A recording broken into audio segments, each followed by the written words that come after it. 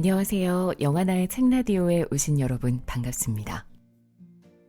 요즘 문해력에 대한 이야기들 많이 하죠. 아마 아이를 키우고 계시는 분들이라면 요즘 아이들의 문해력에 대한 심각성, 문해력을 높이기 위한 교육, 이런 것들 많이 듣고 보셨을 텐데요. 저도 초등학생 아이를 키우고 있지만 아이뿐만 아니라 나의 문해력은 과연 괜찮은가 하는 생각을 종종 합니다. 특히 이렇게 북튜브 채널을 운영하게 되면서 더 많이 고민을 하게 됐는데요. 원고를 쓸 때요. 가끔 머릿속이 하얘질 때가 있어요. 하고 싶은 말은 이만큼인데 글로 표현이 잘 안 되기도 하고 갑자기 특정 단어나 표현이 생각이 전혀 안 날 때가 있더라고요. 그래서 그럴 때는 일부러 언어나 국어, 어휘 관련 책들을 좀 찾아보려고 하거든요. 오늘은 단어에 대해서 사유해 보면서 나의 어휘력을 높일 수 있는 아주 좋은 책을 여러분께 소개해 드리려고 합니다. 밀리의 서재에서 종합 1위를 한 적도 있고요. 지금도 인문 카테고리 분야에서 상위권을 유지하고 있는 그런 책입니다. 영하나의 책라디오 70번째 책, 단어가 품은 세계입니다. 저자는 현재 서울대학교 국어국문학과 교수이자 서울대학교 한국어교육센터 소장으로 한국 학생들은 물론 외국 학생들에게도 우리말의 아름다움과 의미를 가르치고 있는데요. 국어의 역사뿐만 아니라 어원과 단어의 변천에 깊은 관심을 두고 연구하고 있는 저자는 이 책 속에서 단어의 탄생과 성장, 쓰임에 대해 문학, 역사, 철학, 종교 등을 넘나들면서 자세히 설명하는 건 물론이고요. 우리가 매일 쓰면서도 몰랐던 단어의 비밀, 또 단어를 탐구하며 마주한 인간의 삶에 대한 통찰과 지혜를 전하고 있습니다. 우리가 삼겹살과 꼭 함께 먹는 상추쌈은 언제부터 먹었는지를 시작으로 상추는 왜 상추라고 부르는 건지, 갈매기살은 왜 갈매기살인지, 동요 설날에서 까치까치 설날은 왜 어제인지, 매일 하는 양치질의 양치는 순 우리말일까 한자어일까, 개나 소, 말, 닭은 새끼를 뜻하는 단어가 있는데 왜 돼지와 고양이는 없을까 등등. 우리가 평소에는 무심코 지나쳤고 크게 의미를 부여하지 않았던 것들에 대해서 저자는 질문을 던지고 그에 대한 답을 마치 강연을 하듯 학생들에게 설명하듯 글로 풀어냈습니다. 책을 읽으면서 그러게 당연하다고만 생각했지 의문을 가지진 않았구나 하는 부분들도 좀 있었고 맞다, 이건 나도 진짜 궁금했는데 하는 내용들도 있었어요. 정말 뭐 하나 버릴 게 없는 그런 내용들이 알차게 꽉 차 있습니다. 저자가 얼마나 이 분야에 대해서 애정을 갖고 연구해온 분인지 단번에 알 수 있었고요. 책을 정말 고심해서 쓰신 것 같았습니다. 왜 우리가 영어를 배울 때는 단어도 열심히 외우고 문법도 열심히 공부하잖아요. 그런데 정작 우리 국어 문법과 단어에 대해서는 이렇게 심도 있게 고민해 봤던 적이 있었나 하는 약간의 반성도 하게 됐고요. 외국어를 배울 때 단어를 많이 아는 게 중요한 것처럼 우리말을 하는 데에 있어서도 이렇게 아는 단어가 내가 많고 특히나 그 단어에 숨겨진 뜻과 역사까지 알고 있다면 요즘 우리가 많이 하는 어휘력, 문해력에 대한 걱정을 조금은 덜 수 있지 않을까 하는 생각을 해봤습니다. 제가 예전에도 순 우리말이 담긴 너무 좋은 에세이를 한 권 추천해 드린 적이 있었죠.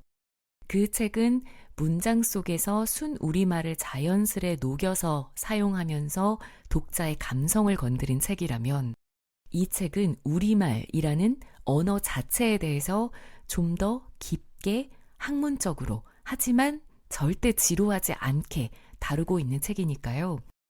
국어 교육을 하고 계시는 분들은 물론이고요.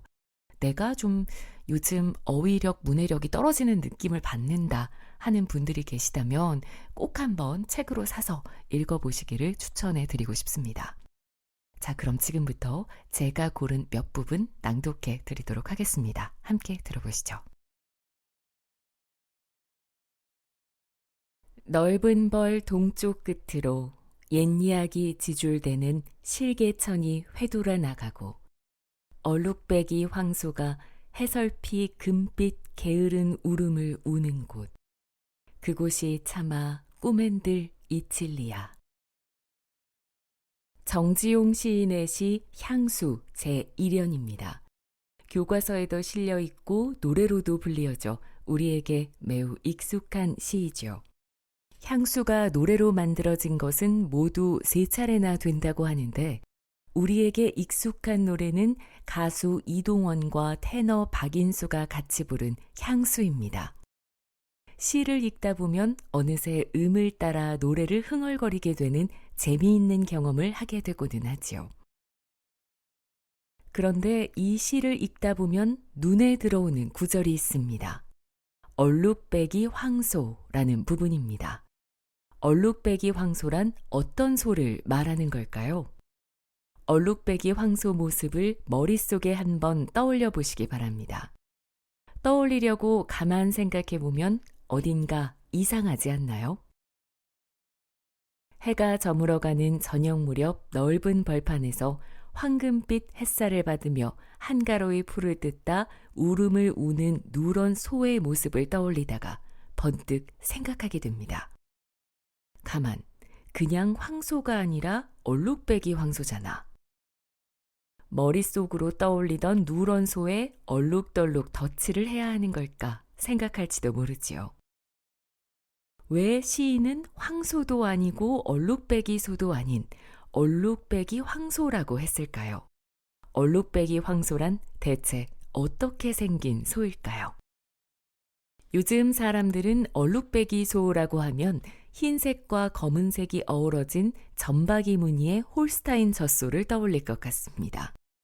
그런데 우리나라에 홀스타인 품종의 소가 널리 보급된 것은 1960년대 이후라고 합니다. 이 시가 발표된 때는 1927년이니 당시에 홀스타인 젖소가 우리나라 들판에서 풀을 뜯고 있는 모습을 상상하기는 어렵습니다. 홀스타인 젖소도 아니라면 얼룩배기 소란 무엇을 말하는 걸까요? 여기서 얼룩배기란 칡소를 말합니다. 오늘날 한우의 대표는 누런소가 되었지만 전통적으로 우리나라의 소는 누런소 외에도 흰소, 검은소, 몸에 호랑이처럼 줄무늬를 가진 칡소 등 다양한 종류의 소가 있었습니다. 우리나라에 검은 소가 있었다는 것은 황희정승의 이야기나 콩쥐팥쥐 설화 등을 통해서도 능히 알 수가 있습니다. 황희가 젊은 시절에 길을 가다 누런 소와 검은 소 2마리로 밭을 가는 노인을 보고 어느 소가 일을 더 잘하느냐라고 묻자 그 노인이 다가와 귓속말로 답을 해주었다는 이야기는 널리 알려져 있지요. 짐승조차도 자신에 대한 험담은 싫어할 것이라는 교훈을 얻은 황희가 이를 통해 뒷날의 명재상이 되었다는 이야기입니다. 콩쥐팥쥐 설화 속에도 검은 소가 나오지요. 나무 호미를 가지고 자갈밭을 매라는 계모의 명을 받은 콩쥐가 호미가 부러져 울고 있자 하늘에서 검은 소가 내려와 밭을 갈아주었다는 이야기도 익히 잘 알려져 있습니다. 그만큼 예전에는 우리나라에 검은 소가 많이 있었고 친숙했기에 이와 같은 이야기들이 만들어졌을 것입니다. 그 많던 검은 소는 모두 어디로 가버린 걸까요? 흰 소와 칡소는 또 어디로 가버렸을까요? 예전에는 우리나라에 다양한 색깔의 소가 있었습니다. 그러나 누런 소를 한우로 규정하면서 여러 색의 소가 서서히 자취를 감추어 갔습니다. 그래서 이제는 검은 소나 흰 소, 칡소를 잘 볼 수 없게 되었지요. 검은 소나 흰 소는 이처럼 유명한 설화를 통해 알게 됩니다. 그에 비해 호랑이처럼 줄무늬를 가진 칡소에 대해서는 그다지 잘 알려져 있지 않은 것 같습니다. 그러나 쉬이 알아채기가 어려웠을 뿐 칡소도 옛 시와 동요에서 흔히 등장합니다. 송아지 송아지 얼룩송아지 엄마 소도 얼룩소 엄마 닮았네.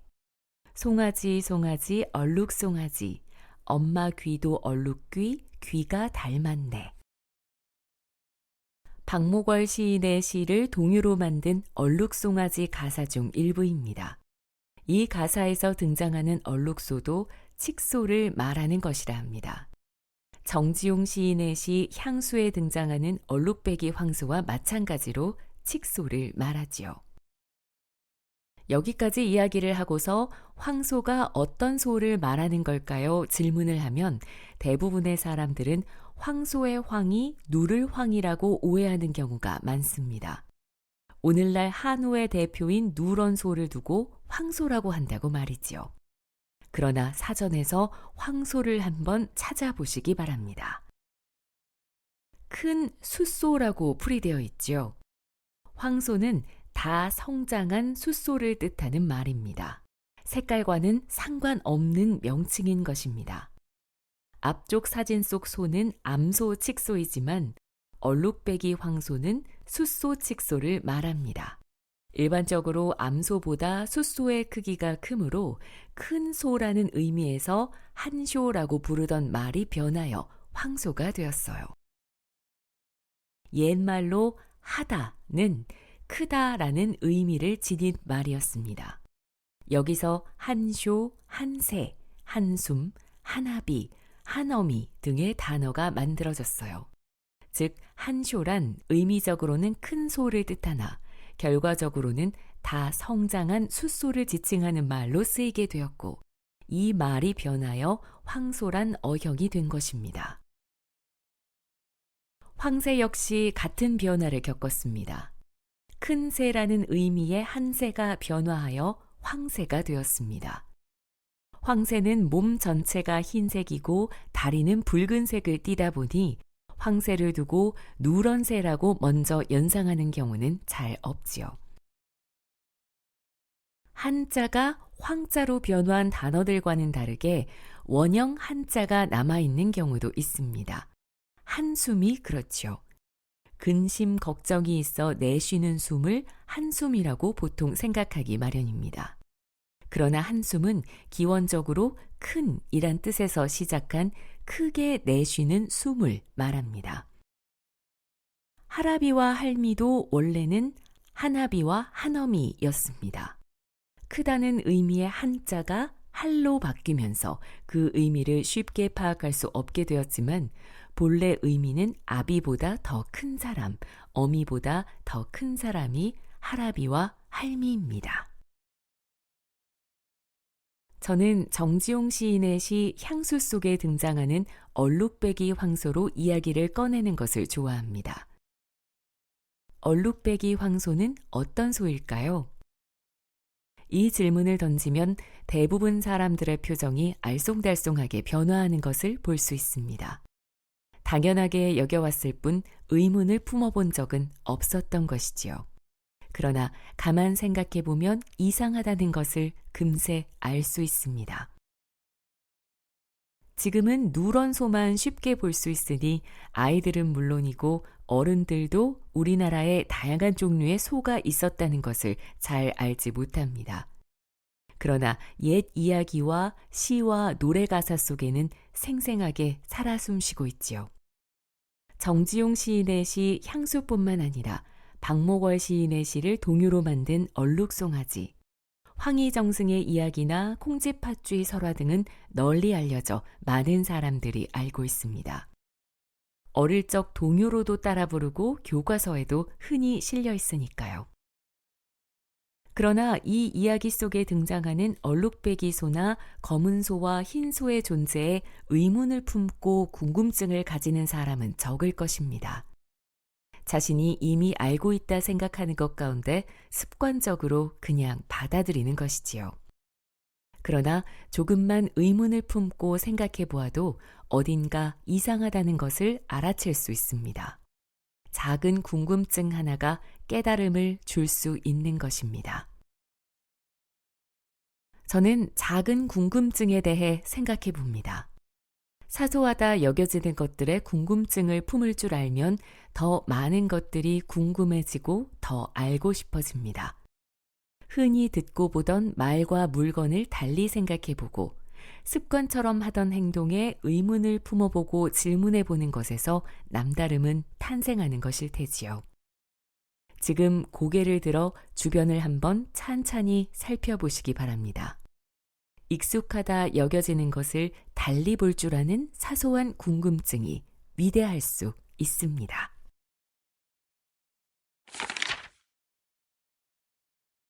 순 우리말 이름에는 사람 이름만 있는 것은 아닙니다. 지명, 즉 땅 이름에도 순 우리말 이름이 있습니다. 대전을 한밭이라 부르는 것을 들어보신 적이 있을 텐데요. 한밭이 바로 그러한 예입니다. 한밭이란 큰 밭이라는 의미의 우리말 이름인데요. 원래 한밭이라는 이름으로 쓰이다가 이것을 한자어로 기록할 필요가 있어 한자의 뜻을 빌려 대전이라 표기하게 된 것입니다. 예전에는 공식 문자가 한자였기 때문에 사람들이 한자 표기를 더 많이 보게 되었고 그것을 점차 한자음대로 읽으면서 대전이란 명칭이 굳어지게 되었습니다. 대전이라는 명칭이 굳어진 데는 다른 이유도 있습니다. 군이나 시 단위의 명칭 중 서울을 제외하고는 순 우리말 이름으로 된 것이 없고 모두 한자어로 되어 있다는 점에서도 한밭이란 명칭이 공식적인 행정 명칭으로 쓰이기는 어려웠을 겁니다. 서울도 공식 명칭이 된 것은 해방 후의 일입니다. 조선시대에는 한양, 한성 등으로 불렸으며 일제강점기에는 경성이라 불리었지요. 그러나 동네 이름이나 특수한 지형의 명칭과 같이 작은 단위의 지명에는 아직도 순 우리말 이름이 남아 있습니다. 특히 도시가 아닌 곳으로 갈수록 순 우리말 명칭이 남아있는 곳이 많이 있습니다. 감골, 밤고개, 숫골과 같은 지명은 전국 곳곳에서 찾아볼 수 있죠. 서울에도 공식 행정구역명은 아니지만 말죽거리, 버티고개, 서리풀 같은 순 우리말 지명이 남아 있습니다. 이런 순 우리말 이름들도 문헌에 공식적으로 기록하기 위해서는 한자로 적어야 했습니다. 즉, 순 우리말 이름을 한자의 음과 뜻을 활용하여 적게 된 것입니다. 가령 노들나루, 노들섬, 노들강변에서 보이는 우리말 지명인 노들을 한자로 노량이라 적었는데요. 노량에서 앞글자 해오라기 로는 한자의 음을 취하여 적은 것이고 뒷글자 돌량, 들보량은 뜻을 취하여 적은 것입니다. 여기에 나루를 뜻하는 나루진을 붙여 노량진이란 지명이 된 것입니다. 즉 우리말 지명인 노들을 한자로 노량으로 적었고 시간이 흐르며 공식 명칭이 노량이 된 것이지요. 현재 노량진동에는 9호선 노량진역과 노들역이 있지요. 다른 지역을 부르는 이름처럼 느껴졌을지 모르나 이 지역의 이름에 얽힌 이야기를 알고 난 이후부터는 한 곳은 순우리말 지명을 살린 곳이고 이 지역의 이름에 얽힌 이야기를 알고 난 이후부터는 한 곳은 순우리말 지명을 살린 것이고 한 곳은 한자의 음과 뜻을 취한 것이라는 사실을 쉽게 알 수 있습니다. 영화 제목으로도 유명한 명량은 한자의 뜻을 활용하여 적은 예입니다. 진도와 육지 사이의 좁은 해협에 물살이 매우 거세게 흐르는데 그 소리가 커서 마치 우는 듯이 들린다 하여 울돌목이라고 합니다. 울돌목을 한자의 뜻으로 적어 울명과 돌량이라 한 것인데 현재에 와서 공식 명칭은 명량이 되어버렸습니다. 순 우리말 지명은 한자로 표기된 후 본래의 이름을 잃어버리고 한자음으로 읽는 이름으로 대체되는 것이 일반적이지만 필요에 따라 현재 두 지명이 같이 쓰이는 예들도 있습니다. 애오개와 아현이 그렇습니다. 서울 충정로에서 마포 방향으로 가려면 작은 고개를 넘어야 합니다. 이 고개를 애오개라고 하는데요. 지금의 아현동이지요. 애오개는 순 우리말 지명입니다. 애오개라는 뜻의 애오개를 한자로 아이, 아와 고개, 현으로 적은 후 이를 음으로 읽어 아현이 되었지요. 현재는 첫 번째 한자인 아이 아자를 언덕 아자로 바꾸어 아현으로 적고 있습니다. 순우리말 지명이 한자 표기로 된 후에는 한자를 음으로 읽는 방식의 형태만 남게 되는 것이 일반적인데요. 아현과 애옥에는 두 지명이 오늘날에도 모두 같이 쓰이고 있습니다. 아현은 서울 지하철 2호선의 역명인 아현역으로, 애옥에는 5호선의 역명인 애옥의역으로 사용되고 있죠. 같은 동네에 위치한 두 역을 지칭하기 위해 한자어 지명과 순우리말 지명이 구별되어 사용되고 있는 것입니다. 앞서 본 노량진역과 노들역처럼 말이죠. 이와 유사한 예로 대치와 한티가 있습니다. 큰 고개라는 뜻의 한티를 한자의 뜻과 음을 살려 큰 대, 고개 치로 적었으므로 대치는 원래 한티로 읽어야 하며 표기만 한자로 하였을 뿐 같은 지명을 나타내는 것입니다. 그런데 대치는 3호선 지하철 역명 대치역으로 사용되고 있고 한티는 수인 분당선의 역명 한티역으로 쓰이고 있지요. 마치 다른 지명인 듯이 인식되고 있습니다. 같은 지역명은 아니지만 이미 존재하는 역 이름이 중복되어 순우리말 지명이 선택되는 경우도 있습니다. 지하철 6호선의 세전역이 그렇습니다.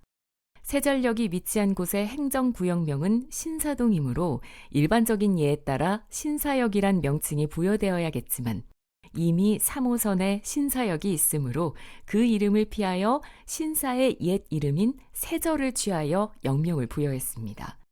즉 역사적으로는 세절이란 순우리말 지명을 한자를 빌려 세신, 절사로 적게 되었고 이 신사라는 명칭이 세절을 대체하여 공식 명칭으로 쓰이다가 역명을 정할 때에는 다시 순우리말 지명 세절이 부활한 것입니다.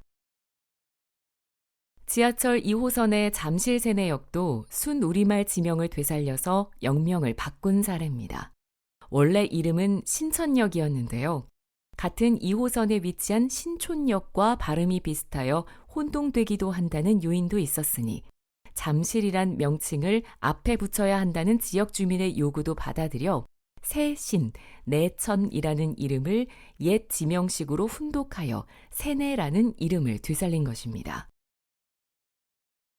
요즘에는 이렇게 한자어 지명을 순우리말 지명으로 바꾸어 역명을 정하는 경우가 증가하고 있습니다. 그러나 불과 30여 년 전에는 이 반대였습니다. 1993년 지하철 4호선이 연장 개통됐을 때 벌말이라는 역이 있었습니다. 그런데 사람들의 반응이 좋지 않았습니다. 촌스럽다는 것이었죠. 게다가 당시만 해도 대부분 지하철역이 한자어로 된 행정구역상 공식 동명과 일치하는 것이 관례였습니다. 그래서 결국 벌말이라는 순우리말 이름을 버리고 이를 한자로 표기한 평촌이란 이름으로 개정하였습니다. 벌말을 한자음으로 바꾸어 벌평에 마을 촌을 쓴 것이죠. 뜻을 살려 우리말로 읽으면 벌말이 되고 한자음으로 읽으면 평촌이 됩니다. 당시만 해도 지금처럼 순우리말을 존중하고 되살리려는 공감대가 전혀 형성되어 있지 않았습니다. 그러나 현재는 이 반대의 현상이 나타나고 있지요. 한자어를 버리고 순우리말을 채택하는 경우가 늘고 있으니까요. 참으로 격세지감을 느끼게 됩니다. 지역 이름이 가진 의미를 알고 나면 늘 지나다니던 길도 새롭게 보입니다. 긴 역사의 흐름 속에서 내가 살고 있는 고장의 이름과 동네 이름이 생겼기 때문이죠. 아, 이 길에는 그런 이야기가 숨어 있었구나. 이 지역에는 이러한 역사가 있구나. 알게 되면 공간을 보는 시야가 달라지고 생각의 관점이 달라지기도 합니다. 시간의 흐름 속에 있는 나를 깨닫게 되기도 하지요.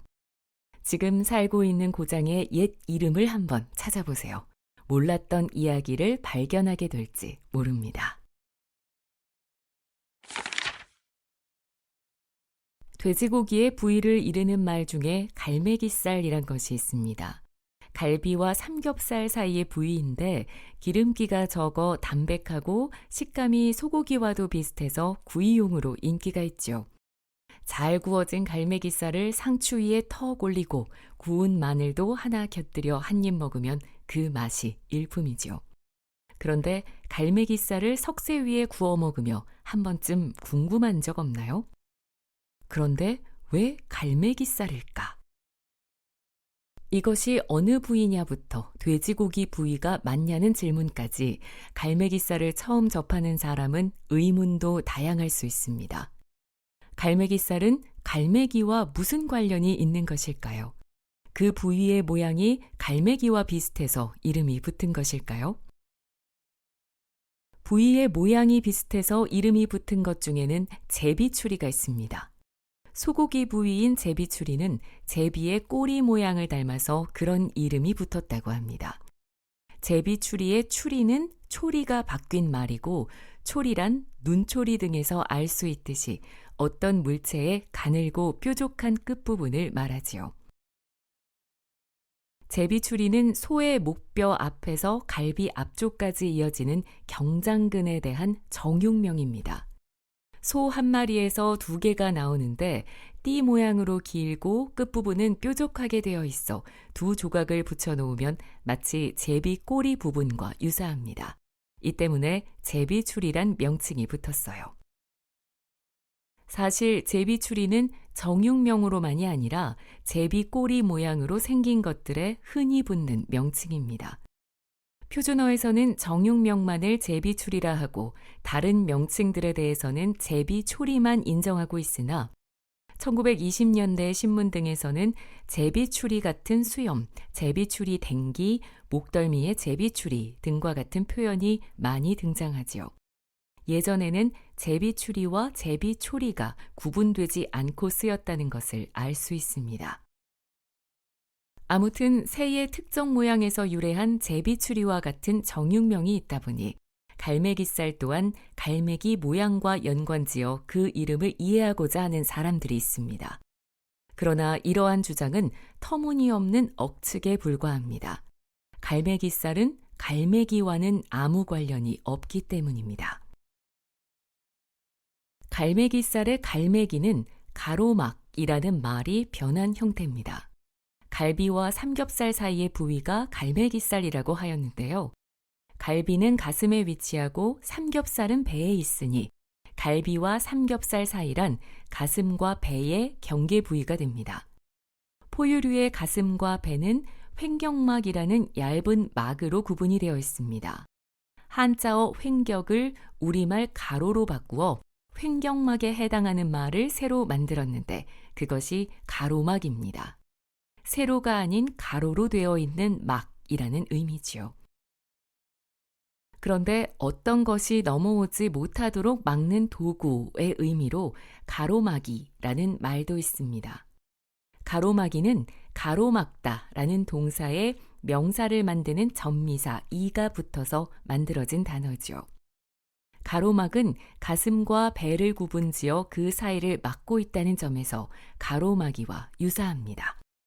사람들 사이에 말이 오가면서 가로막과 가로막이가 혼동해 쓰였고 급기야 가로막을 가로막이라고 부르게 되었지요. 그러다 돼지의 가로막에 붙은 근육을 가로막이살이라고 하게 된 것입니다. 사람들 사이에 말이 쓰이며 시간이 흘렀고 점차 가로막이의 의미를 명확히 인식하지 못하게 되면서 소리 나는 대로 가로막이로도 쓰게 되고 여기에 이모음 역행동화가 일어나 가로맥이란 형태가 됩니다. 교과서에서 이모음 역행동화에 대해 들어보신 적이 있으실 테고 잘 아는 분도 계실 겁니다. 이모음 역행동화란 뒤에 음절에 이모음이 올 때 앞음절에 아, 어, 오, 우가 에, 왜, 위로 바뀌는 현상을 말하지요. 아기, 애기, 창피하다, 창피하다, 아지랑이, 아지랭이, 죽이다, 쥐기다 등이 그 예인데 이 모음 역행동화가 일어난 형태는 원칙적으로 표준어형으로 인정되지 않습니다. 다만 남비, 냄비, 올창이, 올챙이와 같이 역사적으로 굳어진 어형의 경우는 이 모음 역행동화가 일어난 형태가 표준어가 된 예도 있습니다. 이 모음 역행동화를 떠올릴 수 있는 우스갯소리가 있지요. 학교와 핵교의 차이가 무엇이냐면 학교는 다니는 것이고 핵교는 댕기는 것이다. 이 우스갯소리는 이 모음 역행동화가 일어난 형태가 표준어형으로 인정되지 않는 것을 잘 포착한 예라고 할 수 있습니다. 한번 이 우스갯소리를 듣고 나면 이 모음 역행동화가 쉽게 기억되기도 하죠. 아무튼 횡격막살을 의미하는 가로막살이 가로매기살로 변하여 사용되었는데 가로매기는 더더욱 사람들이 이해하기 힘든 형태입니다. 앞에서 양지가 양치로 변화하는 예에서 보았듯이 사람들은 단어나 단어의 일부분에 대해 정확히 이해할 수 없을 때 그것을 자신이 잘 알거나 이해할 수 있는 비슷한 형태로 바꾸어 사용합니다. 즉, 가로매기살에서 가로매기란 형태를 이해할 수 없게 되자 음상이 비슷하면서 잘 아는 단어인 갈매기로 치환해 사용합니다. 갈매기살이라는 명칭이 등장하는 것은 1980년대입니다. 이 단어가 정착되어 쓰인 것은 그리 오래지 않았지요. 갈매기살과 같이 단어의 형태를 이해할 수 없게 되자 음상이 비슷하면서 잘 아는 단어로 치환해 사용하는 다른 재미있는 예가 또 있습니다. 바로 까치설입니다. 까치설 하면 가장 먼저 떠오르는 건 동요 설날이 아닌가 싶은데요. 윤극영이 작사하고 작곡한 동요 설날의 첫마디에 까치설이 활용되어 등장하지요. 까치까치 설날은 어저께고요. 우리우리 설날은 오늘이래요. 가사를 읽는 것만으로도 자연스럽게 노래를 부르게 되는 이 동요는 아마 우리나라 사람들에게 가장 친숙한 설날 노래가 아닐까 합니다. 까치설이란 단어를 까치까치 설날이라 풀어놓으니 까치설이 마치 까치의 설날이라는 의미로 인식되지요. 까치와 설날은 무슨 관계가 있으며 왜 까치 설날을 두고 어저께라고 하는 걸까요? 까치설이라는 단어가 어떻게 오늘날에 이르게 되었는지 살펴보면 자주 들으면서도 제대로 뜻을 알 수 없던 이 노래의 의미를 이해할 수 있게 됩니다. 까치설은 사전에는 이렇게 나와 있습니다. 까치설, 어린아이의 말로 설날의 전날, 곧 섣달 금음날을 이르는 말. 설날의 전날인 음력 섣달 금음날, 다른 말로는 작은설이라고도 하는데 이날이 까치설입니다. 까치설이 설날의 전날을 이르는 이유는 이 단어가 아춘설에서 왔기 때문입니다. 갈매기살이 갈매기와 아무런 관련이 없듯 어원적으로 까치설은 까치와는 아무런 상관이 없는 말인 것이지요. 18세기 문헌에 섣달금음을 뜻하는 세모, 제야의 의미로 아춘설이란 말이 나옵니다. 아춘은 작은과 비슷한 의미이지만 물리적으로 작다는 의미가 아니라 주가 아니라 부가 되는, 으뜸이 아니라 버금이 되는 정도의 의미라고 추정됩니다. 옛 문헌에 아춘설을 작은설이라고도 하고 조카를 아친아들이라 표현하기도 하는데요. 특히 아츠는 작은처럼 형용사의 관형사형으로 보입니다. 부차적이다, 종속적이다 정도의 의미를 지닌 앗이라는 형용사에 관형사형 어미 은이 붙어 아친이 된 것이라 추정할 수 있습니다. 종래의 까치설이 아치설에서 유래한 것이라는 주장도 있었습니다. 아치가 짐승의 새끼를 의미하는 전미사 아지와 같다는 주장이지요. 그러나 까치설은 아춘설에서 유래한 것으로 보아야 합니다. 아춘설에서 니은이 떨어져 아츠설이 되고 다시 전설 모음화에 의해 아치설이 되었다 보는 것이 타당합니다. 이러한 변화가 일어났으리라는 것은 아츠조금이란 단어를 통해 확인할 수 있습니다. 음력 8일과 23일은 조류의 흐름이 가장 약하고 만조와 간조의 수위차가 가장 적은 때인데 이를 조금이라 합니다. 아츠는 주가 아니라 부가 되는 정도로서의 작다라는 의미라고 했지요. 즉 아츠 조금이란 조금의 하루 전날인 음력 7일과 22일을 이르는 말이지요. 여기서 아츠가 아춘설의 아춘과 같은 것임을 알 수 있습니다. 아츠 조금 역시 아춘 조금에서 니은이 떨어지고 아래 아가 으로 바뀌어 만들어진 형태인 것입니다. 그런데 아츠 조금을 북한이나 전남 일부 지역에서는 아치 조금이라 하는데요. 이를 통해 아츠가 전설모음화되어 아치가 되었음을 확인할 수 있습니다. 이 예를 고려할 때 아치설의 아치는 명사나 전미사에서 온 것이라기보다 아친, 아츠, 아치의 변화로 설명하는 것이 더 타당하다고 생각됩니다. 왜 아치설의 아치가 까치로 바뀌었을까요? 그 정확한 이유는 알 수 없으나 저는 다음과 같은 요인들이 사람들이 아치를 까치로 바꾸는 데 영향을 준 것이 아닐까 조심스레 추론해 봅니다. 우선 어치라는 이름을 가진 새가 있다는 점입니다. 깊은 산속에 사는 까닭에 까치만큼 친숙하지는 않지만 우리나라 전역에 자생하는 새입니다.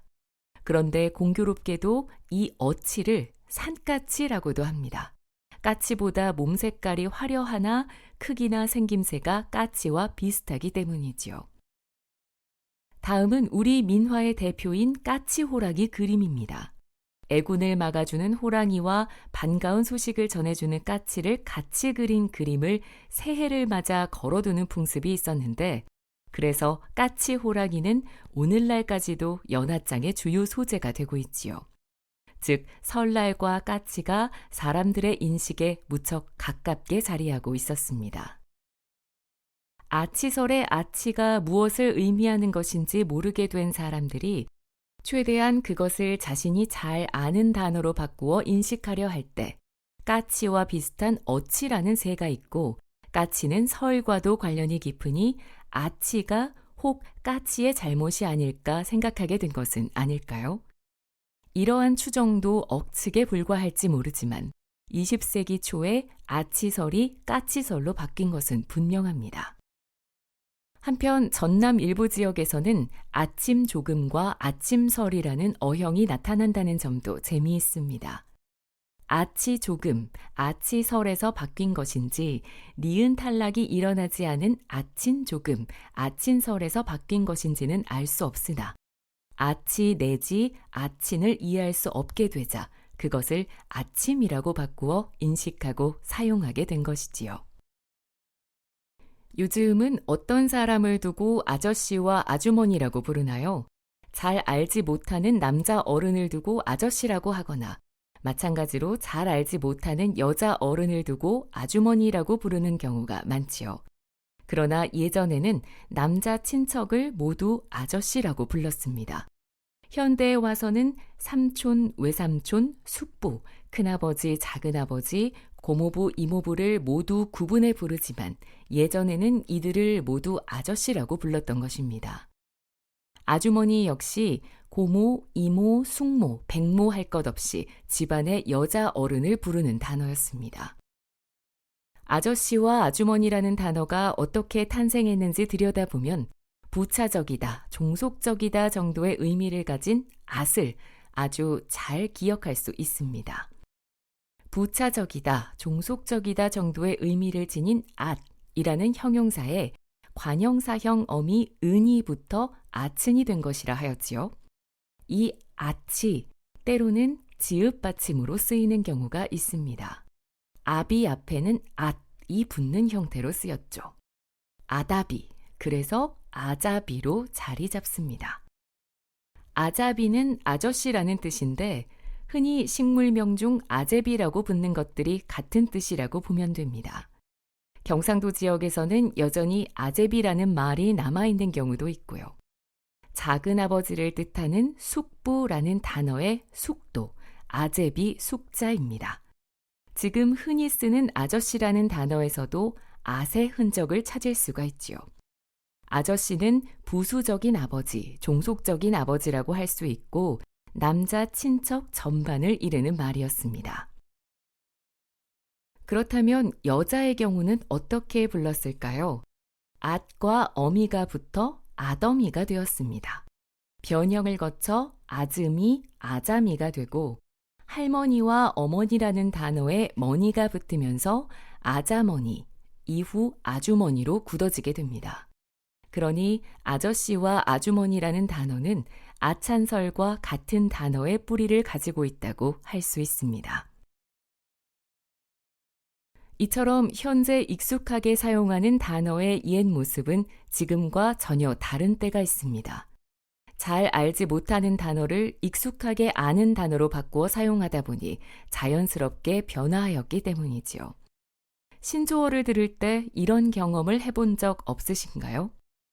문맥상 이런 의미가 아닐까, 이런 발음이 아닐까, 자기가 익숙히 아는 쪽으로 유추를 하게 됩니다. 정확하게 의미를 알지 못하는 채로 단어를 쓰면 의심스럽습니다. 어떻게 발음해야 할지 알 수 없고 어떤 상황에서 사용해야 하는지도 모르지요. 그럴 때 사람들은 그 단어가 왜 생겼는지, 어떻게 쓰였는지 알기 위해 익숙하게 아는 것으로 생각하려 합니다. 어린아이들이 모르는 사람이나 물건을 처음 접할 때 자신이 익숙하게 알고 있는 것으로 생각하려 하지요. 그러나 자라며 새롭게 알게 되는 것들이 많아질수록 유추할 수 있는 폭도 넓어지게 됩니다.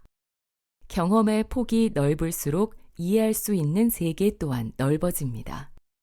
단어의 세계를 아는 일도 마찬가지가 아닐까 합니다. 단어는 사람 사는 세상에서 빠질 수 없는 요소이지요. 단어가 어떻게 쓰이고 있고 어떻게 쓰였는지를 아는 일은 우리가 사는 세상을 이해하는 일일 것입니다.